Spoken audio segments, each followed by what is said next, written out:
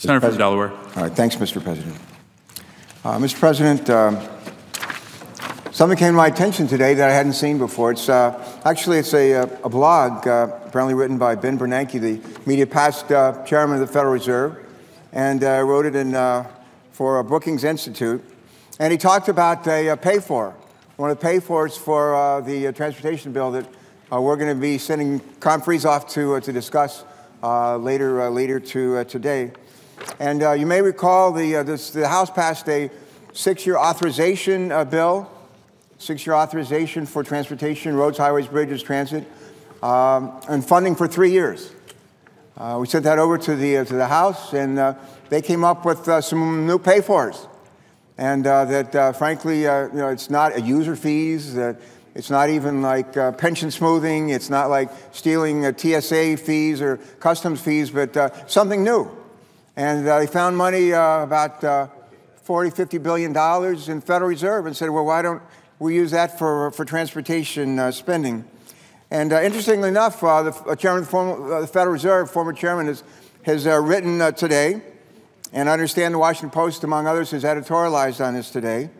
And this is what they say. I'll just read a sentence or two out of Chairman Bernanke's comments, if I can, talking about this new pay-for, where we take money from the Federal Reserve and we use it for transportation purposes. Here's what Chairman Bernanke says. He says, more substantively, and this is what I want to focus on today, paying, he puts paying in quotes, but paying for highway spending with federal capital is not paying for it at all in any economically meaningful sense.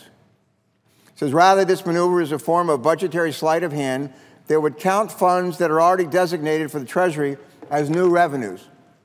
And here's what the House has said.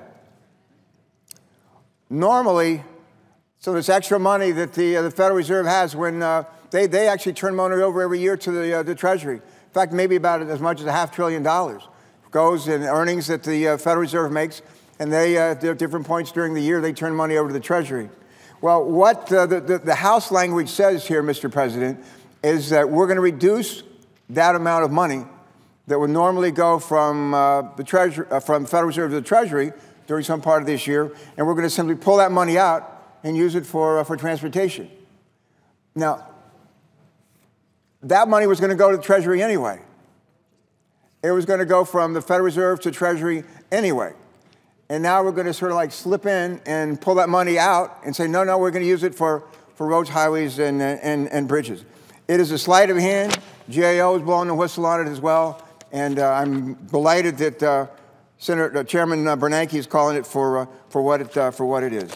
Look, we had the opportunity, Mr. President, to pay for transportation projects. We had the opportunity to pay for roads, highways, and bridges, and to do it the old-fashioned way, and frankly, a way that the chairman of our committee, UPW, sitting over here, Chairman Inhofe, was in favor of. And that is, we have a tradition, a history in this country of if things are worth having, they're worth paying for. And users and businesses that use roads, highways, and bridges, here in the past we said they ought to pay for the use of them.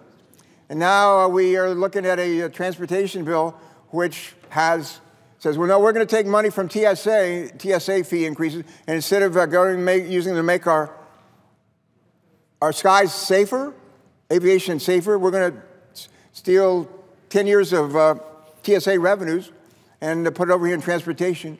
We're going to take money that ought to go to fortify our borders, or at least to make stronger, more better equipped our border crossings, where we have literally tens of millions of dollars worth of traffic going through, trade going through every day. And instead of fortifying those and enabling us to do a better job to find out if what's in those trucks is really produce or some other product, or is there really narcotics there, instead of doing a better job, we're going to take those revenues and we're going to put them over on transportation. The idea of taking money out of the Strategic Petroleum Reserve, where we paid $80, $90, $100 a barrel, and now selling it for about half that, and we'll use the proceeds from that, buy high, sell low, and use that money to pay for transportation. And now this latest trick from the House to taking money out of the Federal Reserve, it's going to go to Treasury anyway. It'll go to Treasury anyway. Instead, we're going to take that money away from the Federal Reserve and pretend like it has no consequence. Well, actually, that $50 or $60 billion would have reduced the deficit. That's where it would have gone. This is not the way to do it. This is not the way to do business. This is not the way to do business. We had the opportunity to fully fund a robust transportation plan. Several of us, Senator Durbin, Senator Feinstein, and I offered legislation that would raise the, very much like Bowles-Simpson, would actually restore the purchasing power of the gas and diesel taxes in this country. We've not raised them since 1993. Since 1993, the gasoline tax, federal gasoline tax, has been roughly 18 cents. It's now worth less than a dime because of inflation. The diesel tax, since 1993, is worth less than 15 cents. It's nominally 23 cents. And meanwhile, roads, highways, bridges, they're more expensive. Asphalt, more expensive. Concrete, more expensive. Steel, more expensive. Labor, more expensive. And instead of being able to fund transportation in a genuine, honest kind of way, we're spending about $50 billion a year at the federal level for transportation. It's about 1/3 of what's being spent nationally. But we, out of that $50 billion, we're only raising $35 billion through our user fees. And the rest, we just go out and we borrow the money.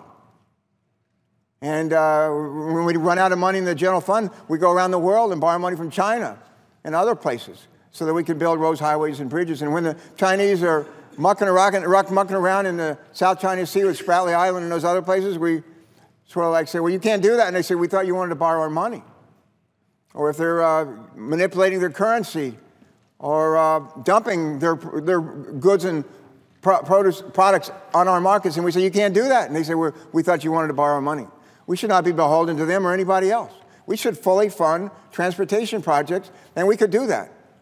The legislation that Senators Feinstein, Durbin, and I offered would gradually raise the tax on diesel and on gasoline by 4 cents a year for 4 years, and then index it going forward. How much money would that generate? That would generate about $220 billion. About $220 billion over the next 10 years. We get a D+. That's the grade that our roads, highways, bridges get these days. Because why? Because about a quarter of our bridges are in bad shape, and the service of our roads and highways are as well. People say they don't want to pay any more money for user fees or for gas or for diesel. About 30,000 gas stations across America last week, people paid less than $2 a gallon for gasoline. Less than $2 a gallon.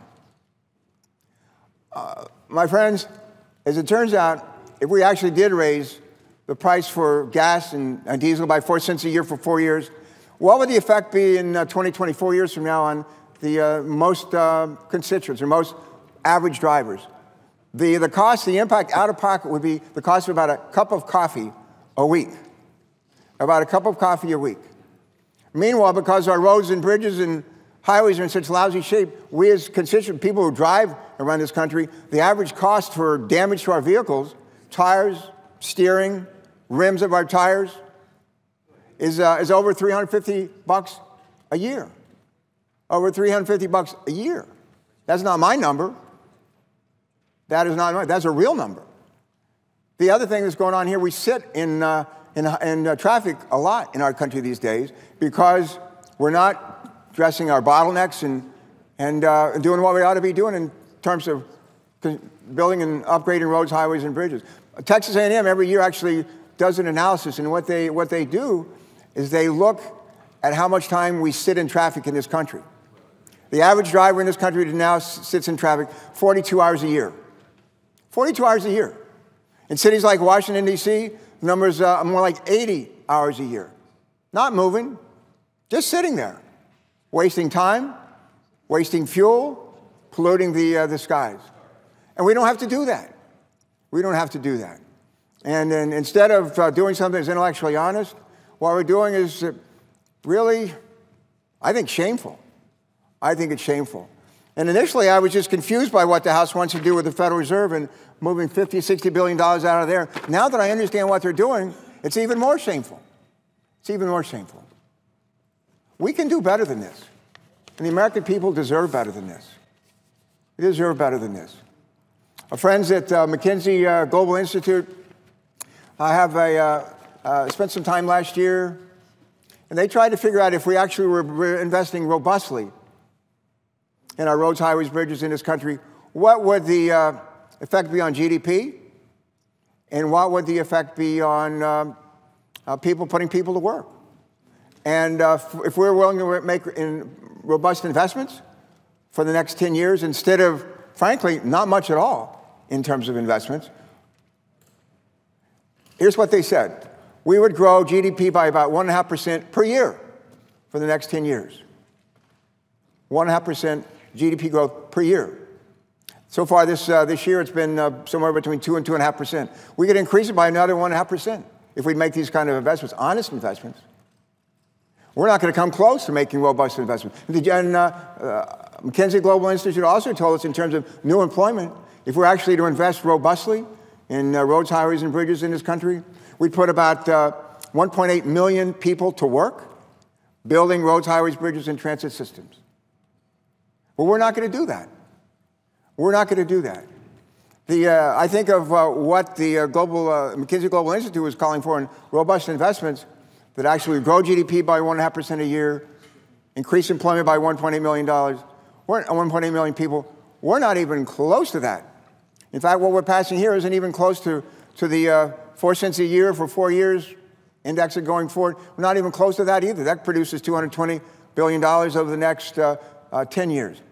What we're doing is barely keeping federal funding at $50 billion. Barely.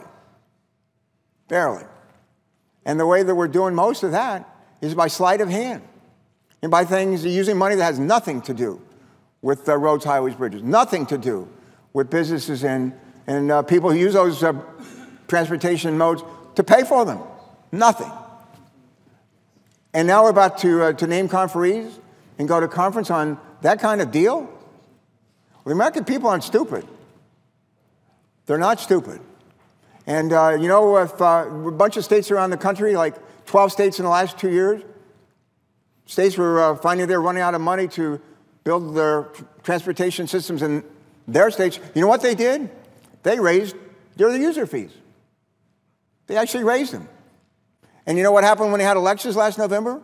95% of the Republicans who voted to raise their user fees, they got reelected.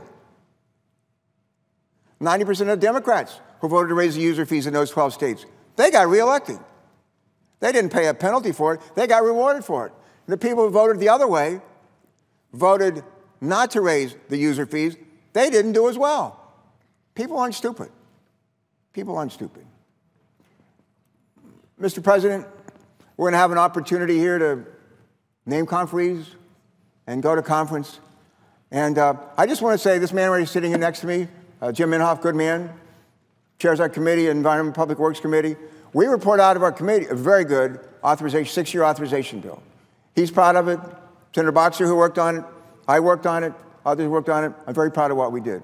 And I want to commend Senator Inhofe for great work. That's the authorization piece. And if we could just stop there, we'd be fine. But unfortunately, you have an authorization, that's only half the game. And what's the picture of the guy that I had out here on the floor not long ago, Mr. President? The fellow was like wearing a big hat, cowboy, laying back asleep. And the caption on the picture says, "All hat, no cattle." Well, when you have a great authorization bill, but no real money to pay for it, that's really all hat and no cattle. And I don't think there's a better example of it that I've seen than the legislation that we're going to be conferencing on very soon. I wish I could sit here and say that it's all going to work out and we'll do just fine, but that ain't the truth. And we have let a great opportunity pass us by. We're about to let a great opportunity pass us by. We're worthy of better effort than that. And frankly, the people of our country deserve a better effort than that. With that, I will yield the floor to my friend from Oklahoma,